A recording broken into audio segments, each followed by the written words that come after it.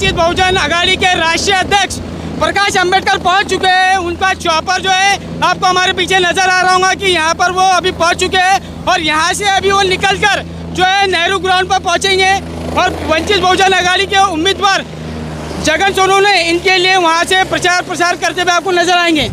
पहिल्यांदा आरक्षण वाचलं पाहिजे हे आपण लक्षात घ्या आणि म्हणून माझं इथे सर्व आरक्षणवादी जो आहे, ओबीसी मधला आरक्षणवादी आहे, एससी एसटी मधला आरक्षणवादी आहे, या सगळ्याने गॅस सिलेंडरच्या समोरचं बटन दाबून आपलं आरक्षण आपण त्या ठिकाणी वाचलं। मला अनेक जण म्हणतात वाचणार कसे? ही लढाई विधानसभेमध्ये लढल्या जाईल, ही रस्त्यावरती लढल्या जाणार नाही। विधानसभेमध्ये आपल्याकडे आमदार असेल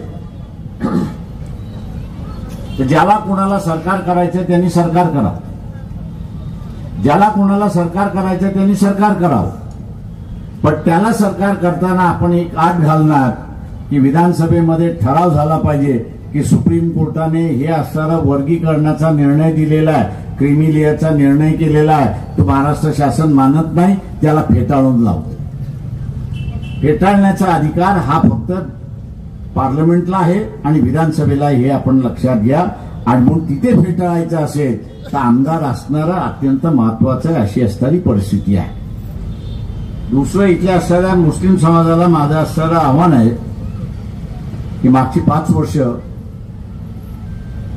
मुसलमानांसाठी असणारा अत्यंत कठीण काळ, ते 10 वर्ष मी असं 2014 पासूनचा कालखंड जो आहे हा पूर्ण कालखंड इथला असणारा अत्यंत खडकाळ गेला अशी असणारी परिस्थिती आहे।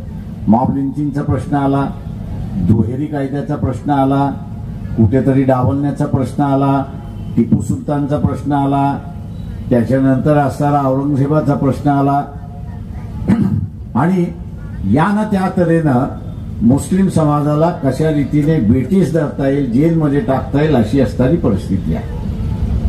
मी आज मुस्लिम समाजाला आवाहन करतो, इथे भारतीय जनता पक्ष कोणाला घाबरत असेल तर वंचित बहुजन आघाडीलाच घाबते, दुसरं कोणाला घाबरत नाही।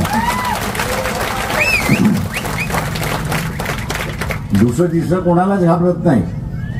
आम्ही असणारा औरंगजेबाचा प्रश्न ज्यावेळेस फारच वाढला आणि दंगल होईल असं परिस्थिती झाली, त्यावेळेस औरंगजेबच्या मजारवरती गेलो, चादर आम्ही चढवली आणि सरळ सांगितलं ज्याच्यात कोणात हिंमत असेल त्यांनी आमच्यावरती केस करून दाखवा।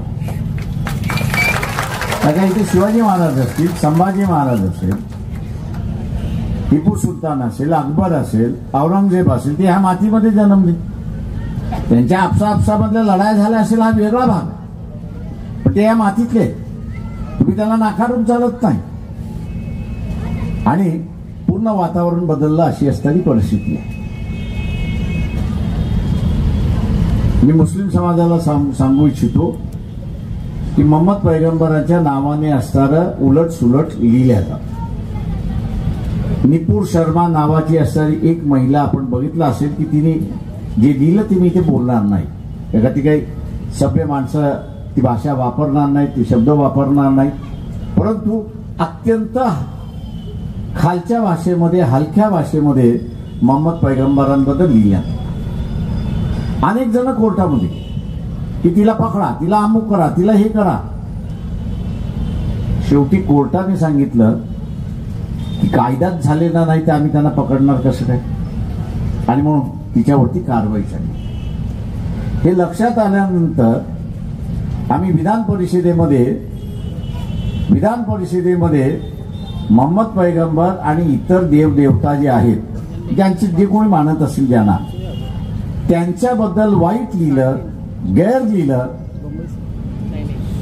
तर त्यांच्यावरती फौजदारी कारवाई झाली पाहिजे आणि त्यांनी लिहिले असं सिद्ध झालं तर 7 वर्षाची जेल त्याला त्या ठिकाणी झाली पाहिजे। मी त्या मुसलमानांना आवाहन करतो की काँग्रेसवाले हा कायदा करणार नाही, भारतीय जनता पक्षवाले सुद्धा हा कायदा करणार नाही, कारण का भारतीय जनता पक्ष हा दंगल होते तर त्यांचा पक्ष वाढतो, शांतता झाली तर त्यांचा पक्ष वाढत नाही।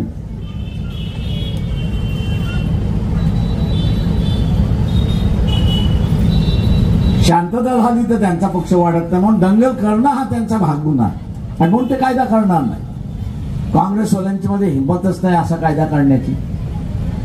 आणि म्हणून मी इथल्या मुस्लिम बांधव फौजदारी कारवाई करण्यासाठी जी कायद्याची गरज आहे तो कायदा आम्ही केल्याशिवाय राहणार नाही, हा असताना लक्षात घ्या. आणि म्हणून माझं आपलं सगळ्यांना आव्हान आहे या ठिकाणी की जगन देवराम सोनवणे यांची निशाणी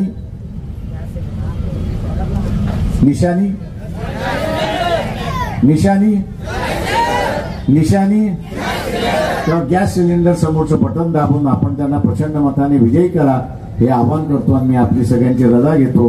जय भीम, नमस्कार.